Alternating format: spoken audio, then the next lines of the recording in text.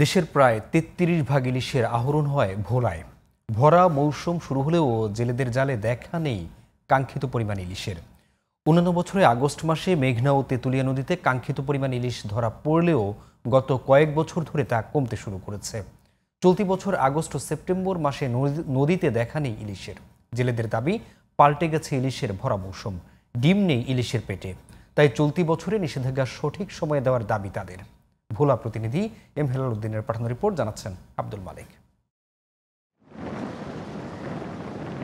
ভোলার মেঘনা ও তেঁতুলিয়া নদীতে এভাবেই দল বেঁধে মাছ শিকারে নেমেছেন জেলেরা। কিন্তু আগস্ট মাস থেকে ইলিশের ভরা মৌসুম শুরু হলেও জেলেদের জালে মিলছে না কাঙ্ক্ষিত পরিমাণ মাছ। গত ২-৩ বছর ধরে এমন পরিবর্তন দেখছেন জেলেরা। জেলেদের দাবি, গত কয়েক বছর ধরে আগস্টের পরিবর্তে অক্টোবর মাসের শুরু থেকে মেঘনা ও তেঁতুলিয়া নদীতে ধরা পড়ছে কাঙ্ক্ষিত পরিমাণ ইলিশ। তেল খরচ দিয়া আমরা 50 টাকা করিয়া ভাগে পেয়েছি। ৩-৪ বছর আগে 10,000, 20,000, 5,000 মাছ পাইতাম। কিভাবে সিজন পাল্টে গেছে আমরা সেটা জানি না, এটা বিজ্ঞানীরাই বলতে পারে। 3 দিনে আমরা 1-1.5 মাছ মারছি, একটা মাছের পেটও ডিম পাইনি।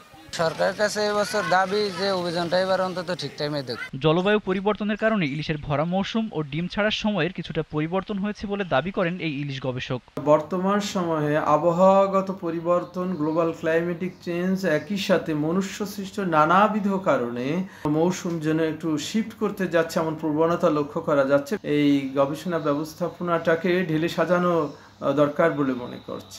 জেলেদের দাবি ও মাঠ পর্যায়ের তথ্য মন্ত্রণালয়ে প্রস্তাবনা আকারে পাঠানোর কথা জানান জেলা মৎস্য কর্মকর্তা। জেলে ভাইদের একটা দাবি হচ্ছে যে ইলিশের মৌসুম নির্ধারণ শেষেও কিন্তু তারা মাছের পেটে প্রচুর ডিম ছাড়ছে এবং তারা 2-1 বছর আগের থেকে বলছে যে ভরা মৌসুমটা একটু পিছিয়ে দিলে তাদের জন্য ভালো। সেন্টারে মিটিং হবে মন্ত্রণালয়, সেখানে আমাদের জেলে প্রতিনিধি থাকবে, গবেষকগণ থাকবে, আমাদের মৎস্য দপ্তরের। আমরা সেখানে প্রস্তাব রাখবো যাতে এই মৌসুমটা একটা সঠিক সময় নির্ধারণ করা। ভোলার 7 উপজেলায় সরকারিভাবে নিবন্ধিত জেলের সংখ্যা 1,71,120 জন। এবছর ইলিশ আহরণের লক্ষ্যমাত্রা ধরা হয়েছে 1,80,000 মেট্রিক টন। আব্দুল মালেক, জিটিভি নিউজ।